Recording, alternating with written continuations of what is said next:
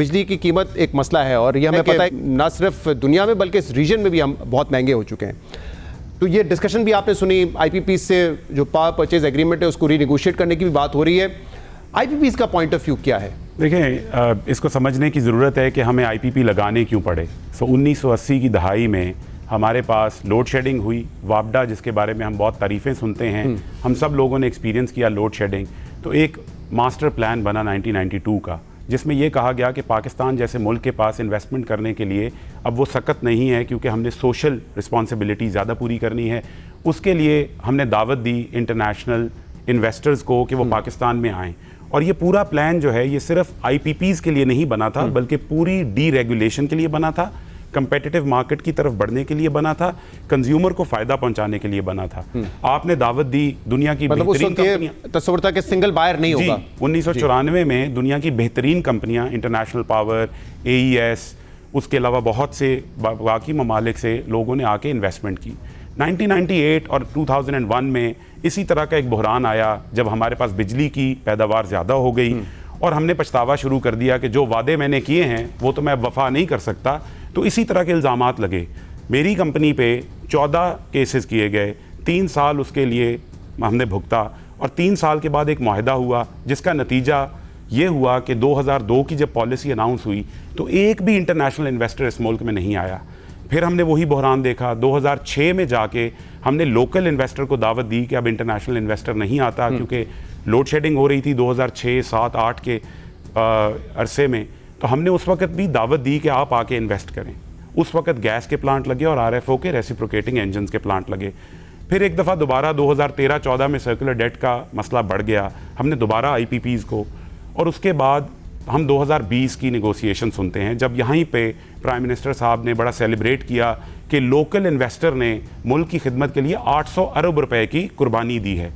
2020 में जो हुआ 2020 में हुआ और बड़ा सेलिब्रेट हुआ, और वो वही लोग हैं जिनके ऊपर आज भी टारगेट किया जा रहा है। वो एक लोकल इन्वेस्टर है। उस वक्त बेसिकली डॉलर को एक रेट पर फिक्स कर दिया गया था, आई थिंक अराउंड 168 रुपीस, 168 रुपए पे फिक्स कर दिया गया। और उसके तमाम तर, और उसमें जो गौहर साहब ने बात की कि लोगों ने मुनाफा बनाया, उसके लिए भी कुछ लोगों ने कहा कि आप इस तरह करें, इसकी एक इंटरनेशनल आर्बिट्रेशन करें और इस चीज़ का फैसला कर लें कि अगर किसी ने जायद मुनाफा बनाया है तो उसको मुल्क को वापस करना है। इसके लिए 3 आर्बिट्रेटर अपॉइंट हुए। एक जो सुप्रीम कोर्ट UK के रिटायर्ड जज हैं लॉर्ड न्यूबर्गर, उनको अपॉइंट किया गया और आज 2 साल तक हुकूमत ने उस पर कोई काम नहीं किया। आप ये कह रहे हैं कि इंडस्ट्री और IPPs जो है वो रिलक्टेंट नहीं थे, वो कह रहे थे ऑडिट कर लो, क्योंकि कोटिंग मोहम्मद अली साहब की रिपोर्ट जो कि अब टास्क फोर्स का हिस्सा भी है, उसमें उन्होंने ये बताया था कि जो मुख्तलिफ मुआहदे हुए हैं IPPs को जो रिटर्न मिलता है IRR जो इंटरनल रेट ऑफ रिटर्न, वो तकरीबन 17 से 20% का है डॉलर टर्म्स में।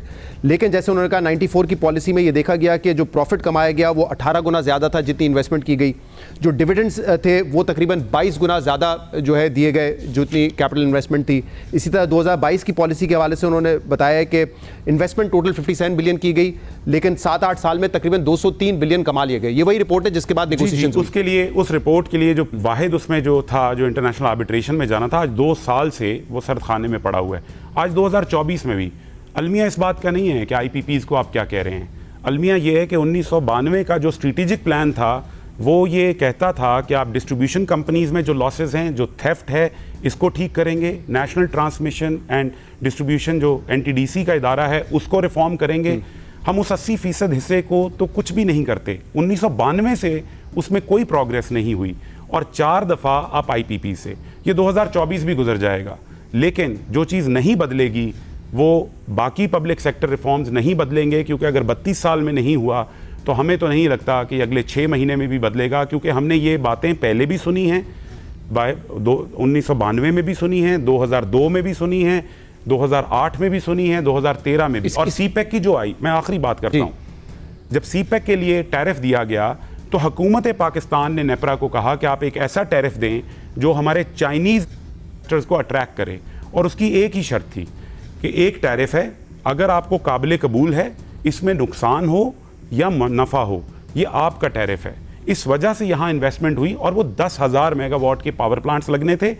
जब आपने 10,000 मेगावाट के पावर प्लांट्स लगा लिए तो फिर क्या ज़रूरत थी कि आप 5,000 मेगावाट के इम्पोर्टेड फ्यूल के power plants centre of the country में लगाते। जो आज चलाने की वजह से आपको सस्ते पावर प्लांट साउथ में जो लगे हैं वो बंद रखने पड़ते हैं, और उसका 300 अरब रुपया सालाना हमारा कंज्यूमर देता है। और इसमें बहुत सी चीज़ें वो हैं जो कैपेसिटी पेमेंट आप क्लब करते हैं, ये वो 15,000 मेगावाट की लोन्स हैं, उसकी ऑपरेशन एंड मेंटेनेंस है, ये वो चीज़ें हैं क्योंकि जिसको आप क्लब करके सिर्फ एक लोकल इन्वेस्टर या एक ग्रुप ऑफ इन्वेस्टर्स पे कर देते हैं। बट जो पुराने प्लांट्स हैं 94 के 2002 के, जिसके हवाले से अब ये अवैस लगारी साहब भी कह रहे हैं कि पहले हम उनसे रीनिगोशिएट करना चाहते हैं, उसकी वजह ये बताई जाती है कि जितनी इन्वेस्टमेंट की थी उससे 20 गुना ज़्यादा प्रॉफिट कमा चुके हैं और डिविडेंड भी दे चुके हैं, यानी कि आप तमाम ओवरहेड्स को मिला भी लें तब भी ये कंपनीज ने फ़ायदा ही किया है। और अब वो कह रहे हैं कि क्योंकि कैपेसिटी पेमेंट का इशू तो ये पिछले कुछ सालों में ज़्यादा बड़ा जिन बन के सामने आया है ना, क्योंकि इंटरेस्ट पेमेंट्स बढ़ गई हैं, डिवैल्यूएशन मैसिव हुई थी, इसलिए वो कह रहे हैं कि अब ये प्लांट क्योंकि इतना कमा चुके हैं और अगर ये बिजली भी नहीं दे रहे तो या तो ये टेक एंड पे चले जाएं कुछ, या जिनकी ज़रूरत नहीं है, जिनसे हम बिजली खरीद नहीं रहे उनको फिर बंद कर दिया जाए। तो ये हुकूमत आपके पास भी मौक़िफ़ लेके आई है, तो आपका क्या इस पर पॉइंट? देखें, एक कॉन्ट्रैक्ट किया गया, हुकूमत पाकिस्तान ने किया, उसको बहुत से लोगों ने देखा, बहुत से इदारों ने देखा। अगर तो हमने कोई वायलेशन की है उन टर्म्स की तो we are responsible for it. लेकिन अगर ये कहना कि आज मेरे हालात बदल गए, आपने अगर अपना वादा पूरा नहीं किया तो मैंने आपको पेनल्टी भी लगाई और 110 गुना लगाई। अगर मुझे 100 रुपये मिलने थे वो 100 भी नहीं मिले और 110 रुपये आपसे मैंने चार्ज भी किए। अगर मैंने अपनी साइड का कॉन्ट्रैक्ट ऑनर किया है पिछले 20 साल, 25 साल, 15 साल, 27 साल, तो इसमें मेरा तो कोई कसूर नहीं है ना। लेकिन ये कहना कि मैंने पैसे कमा लिए हैं, जब मैंने इन्वेस्टमेंट की थी तो मुल्क ने ये कहा कि जी हम इसमें इन्वेस्टमेंट करके आपको अच्छा मौका देना चाहते हैं कि आप पैसे कमाएं।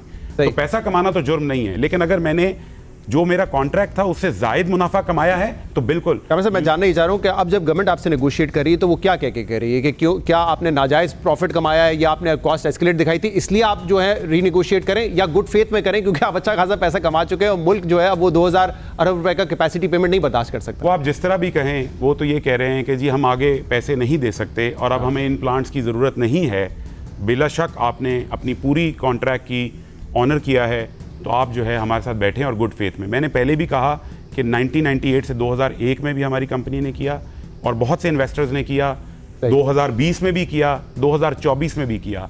Without reform in the sector this is not going to help, और ये कभी ना पिछले 20 साल में हेल्प किया है, और अगर ये रिफॉर्म ना किए तो ये एक वेस्टेड एफर्ट होगी और इन्वेस्टर कॉन्फिडेंस तबाह हो जाएगा इस मुल्क, जो कि हो रहा है।